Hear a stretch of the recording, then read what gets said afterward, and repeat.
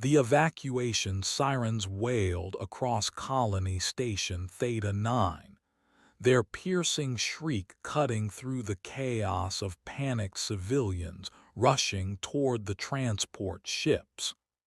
The Vexcorin raiding fleet had appeared without warning, their bioships already tearing through the station's outer defenses. Everyone had 15 minutes to reach the evacuation points before the final ships departed. Anyone left behind would face slavery, death, or worse at the hands of the Vexcorin, a species that viewed other sentients as resources to be harvested. Captain Marcus Hayes of the Colonial Defense Force stood at Docking Bay 7, counting heads as civilians streamed past. His team was doing final sweeps of the residential sectors, making sure no one got left behind.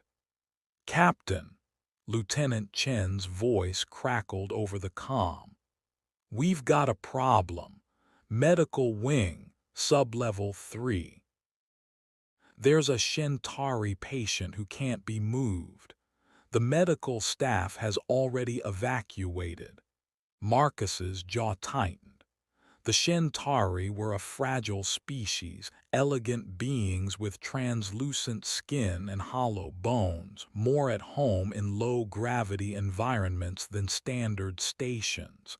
They were also notoriously difficult to treat in emergencies. "What's her condition?"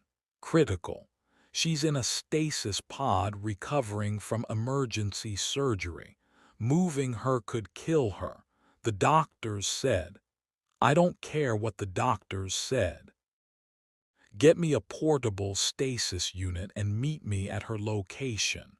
We're not leaving anyone behind." "Captain, we have 11 minutes until final departure. If we miss that window, then we find another way off this station. Move, Lieutenant."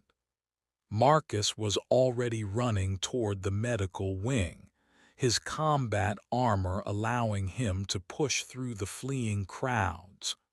Behind him, he could hear Chen cursing but also organizing the requested equipment. Sublevel 3 was almost empty when Marcus arrived, the eerie quiet broken only by emergency lighting and distant explosions as the Vexcorin pressed their attack. The stasis pod hummed in the center of the medical bay, its occupant barely visible through the translucent material. She was young, maybe 20 by Shentari standards, which translated to roughly 30 in human years. Her skin had the pale blue transparency characteristic of her species, her silver hair floating in the stasis fluid like strands of starlight. Through her translucent flesh, Marcus could see the delicate network of her circulatory system, still healing from whatever trauma had landed her here. "Captain, portable stasis unit is 2 minutes out," Chen reported, breathless. "But the transport ship captains are getting nervous. They're talking about leaving early. Tell them if they leave before we get back, I'll personally file charges for abandoning Allied civilians." "Sir, she's Shentari. They're not technically part of the Alliance. Some captains might consider her expendable." Marcus felt fury burn in his chest. "Then those captains are cowards. We don't leave people behind because they're the wrong species. We don't leave them because saving them is difficult. We leave no one behind. Is that clear?" "Yes, sir." The portable stasis unit arrived, a bulky piece of equipment designed for emergency transport. Marcus and Chen worked quickly, interfacing it with the primary pod, preparing to transfer the patient. "This is going to be rough," Chen muttered, checking the readings. "Her vitals are unstable. Any disruption to the stasis field could." An explosion rocked the station. The lights went out completely, replaced by battery-powered emergency illumination. Alarms screamed even louder. "That was the primary shield generator," Marcus said. "We're out of time. Transfer her now." They initiated the sequence. The Shentari woman Marcus could see her identification on the medical readout. Lyravan remained suspended as the portable unit took over maintaining her stasis. Warning lights flickered across the display. "Her vitals are dropping," Chen warned. "Keep the stasis field stable. I'll carry the unit." Marcus hefted the 200-pound equipment onto his armored shoulders. "Let's move." They ran through corridors that were shaking themselves apart. Ceiling panels crashed down around them. Doors sealed automatically as sections lost atmosphere. Marcus pushed forward, the stasis unit's weight nothing compared to his armor's powered assistance, but the bulkiness making navigation difficult. "Captain Hayes," a voice over the general comm, the transport coordinator. "Final ship is departing in 90 seconds. If you're not at the dock, we're 30 seconds out. Hold that ship." "Sir, the Vexcoran are breaching the docking bay. If we don't leave now, hold that ship." They burst into the docking bay to find it under fire. A Vexcoran boarding party had blown through the far wall, their insectoid forms scuttling across the deck. The last transport ship, a civilian freighter called the Meridian, was already retracting its boarding ramp. "Like hell you are," Marcus growled. He activated his armor's external speakers. "Meridian, this is Captain Hayes. Lower that ramp or I'm ordering my Marines to board you by force." The ramp stopped moving, hesitated, then slowly lowered again. Marcus and Chen sprinted across the open dock as Vexcoran weapons fire screamed past them. Chen returned fire with his rifle while Marcus cradled the stasis unit, protecting it with his armored body. They made it to the ramp just as a Vexcoran warrior dropped from above, its bladed limbs aimed at Marcus's unprotected neck. A burst of plasma fire took it down mid-leap. Marcus looked back to see Lieutenant Chen covering their retreat, his rifle blazing. "Go," Chen shouted.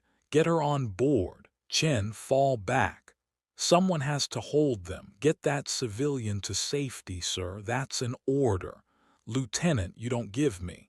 A Vexcoran blade punched through Chen's armor, emerging from his chest. The lieutenant's eyes widened in shock, then went dim. "No," Marcus roared, but more Vexcoran were flooding the bay. He had seconds before they reached the ramp. He stumbled onto the Meridian, the stasis unit still secure in his arms.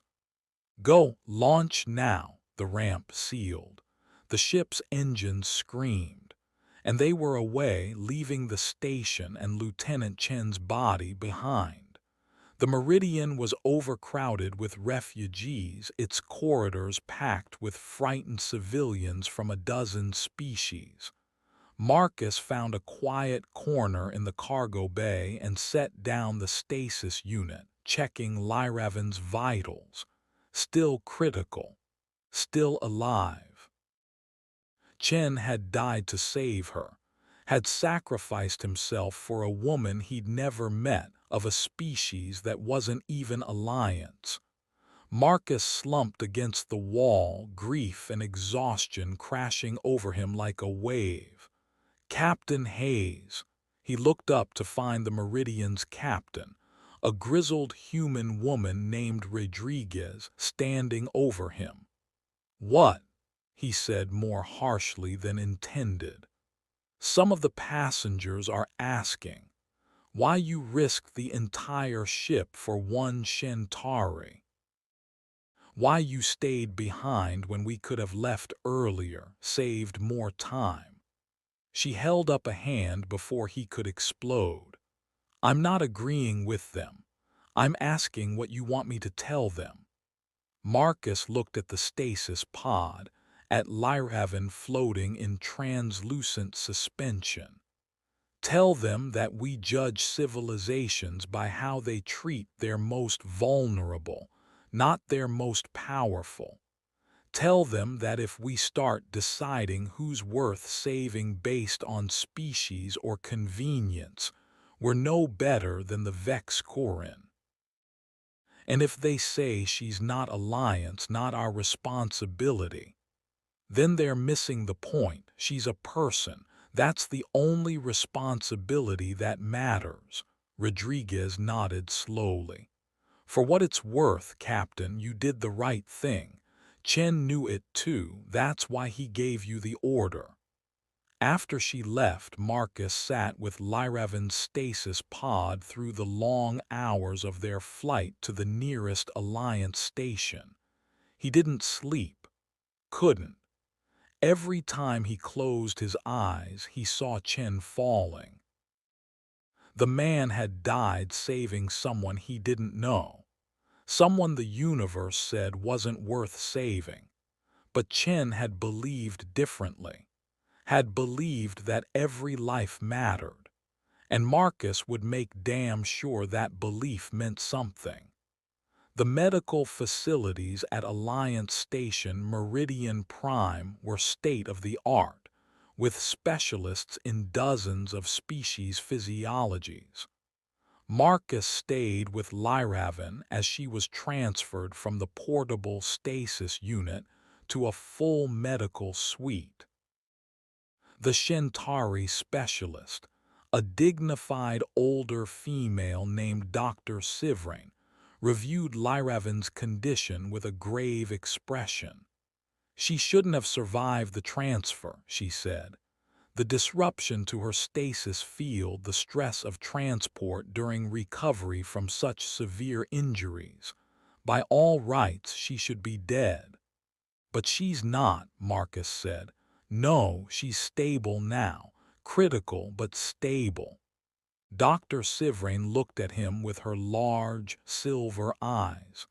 "I read the report of how she was evacuated. You carried her through a combat zone, lost a man protecting her. Why? Because leaving her behind wasn't an option. She's Shentari. We're not part of your alliance. We have no treaties, no formal agreements. You had no obligation to risk yourself or your people for her. I didn't do it because of obligation or treaties. I did it because it was right." The doctor studied him for a long moment. "You are an unusual human, Captain Hayes. I'm just someone who kept a promise. We leave no one behind." Lyraven woke 3 days later. Marcus was there when her eyes fluttered open, large, luminous silver orbs that seemed to glow with their own inner light. She looked around the medical bay in confusion, her translucent features showing the delicate play of emotions beneath her skin. "Where?" Her voice was soft, musical, barely above a whisper. "Alliance Station Meridian Prime," Marcus said. "You're safe. The medical team is taking good care of you." "The colony, the attack." "The station fell, but we evacuated most of the civilians. You were the last one pulled out." Lyraven turned her gaze to him, those silver eyes focusing with sudden intensity. You saved me, I remember, through the stasis haze, someone refusing to leave, someone carrying me through fire. My team saved you. Lieutenant Chen gave his life covering our extraction. A human died for me, a Shentari. She struggled to process this. Why? It was the same question everyone asked. Marcus gave the same answer. Because you needed saving, that was enough. Tears formed in Lyraven's eyes, crystalline droplets that caught the light like diamonds. My people would not have done the same. When the attack came, the Shentari diplomatic staff evacuated immediately. They didn't check for any of our citizens who might need help. They just left. I'm sorry. Don't be. You showed me what honor truly looks like, what courage means. She reached out with a trembling hand, translucent fingers that looked too delicate to exist outside of a dream. Thank you for seeing me as worth saving when my own people did not. Marcus took her hand gently, feeling how fragile she was, how easily she could break. You're worth saving because you're alive, because you're a person. That's all the reason anyone should ever need. Lyraven's recovery took months. The injuries from the attack had been severe, internal damage that required extensive surgery and therapy. Dr. Sivrain had been right. By all medical probability, Lyraven should have died during the evacuation. That she hadn't was considered miraculous. Marcus visited when he could, between debriefings and memorial services and the endless bureaucracy of war.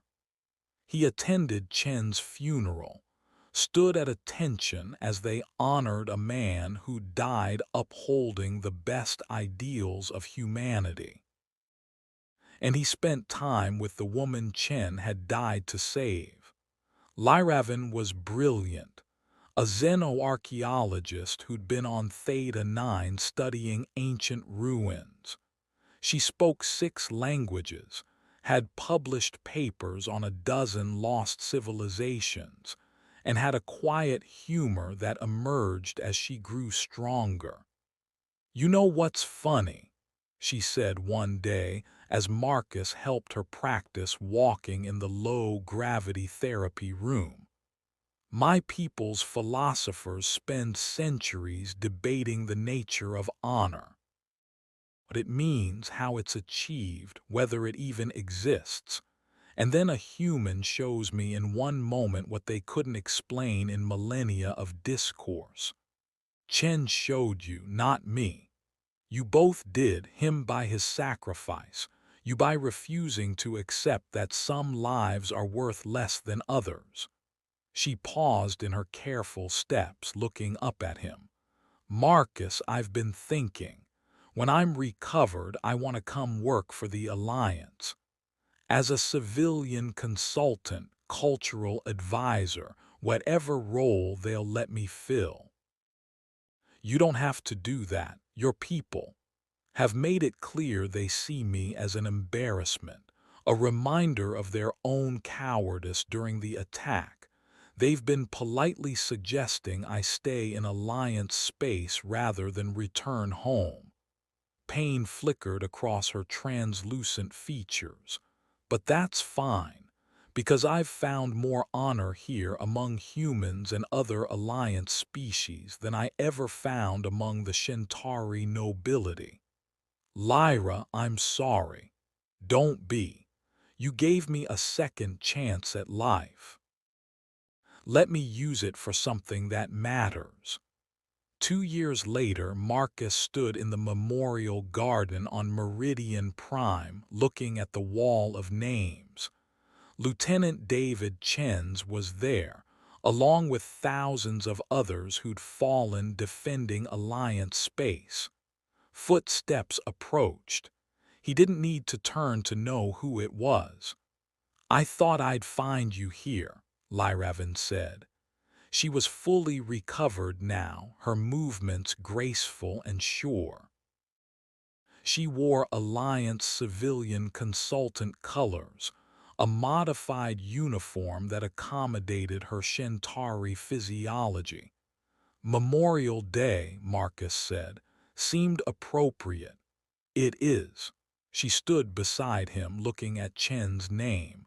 "I visit too every week to thank him for what he gave me. He'd probably be embarrassed by the attention. Perhaps, but he earned it." Lyravan was quiet for a moment. "The Shentari Council sent me a message yesterday. They want to open formal alliance talks with humanity. Partially because of the strategic situation, but also," she smiled slightly, "because they're impressed that humans value life so highly, that we're willing to risk ourselves for people we don't even know. One example doesn't prove a pattern. No, but you've shown me 100 examples since then. The way Alliance forces evacuate civilians, the way you integrate refugees, the way you actually mean it when you say no one gets left behind." She took his hand, still so delicate but stronger now. "You're changing the galaxy's understanding of what honor means, Marcus, one rescue at a time. I just did what was right." "Exactly." Lyravan looked up at him with those luminous silver eyes. "That's what makes you remarkable. You don't see saving a life as heroic. You see it as baseline decency, as the absolute minimum standard of moral behavior. Isn't it? To you, yes. To many species, including my own, it's revolutionary." She squeezed his hand. "Thank you for refusing to walk away when everyone else did, for seeing me as worth saving, for giving me a future I thought I'd lost." Marcus looked at this brilliant, kind woman who'd become one of the Alliance's most valuable cultural advisors, who'd helped negotiate 3 separate peace treaties, who'd saved countless lives through her work building bridges between species. Chen had died getting her off that station, and she'd spent every day since proving that sacrifice meant something. "You're welcome," Marcus said. "But Lyra, you did most of the work. Surviving, rebuilding, becoming who you are now. That was all you. Maybe, but I couldn't have done it without someone believing I was worth the effort." She smiled. "Without a human who refused to accept that some lives matter less than others." They stood together in the memorial garden, honoring the dead, celebrating the living, and carrying forward the ideals that Chen had died protecting. She should have been left behind.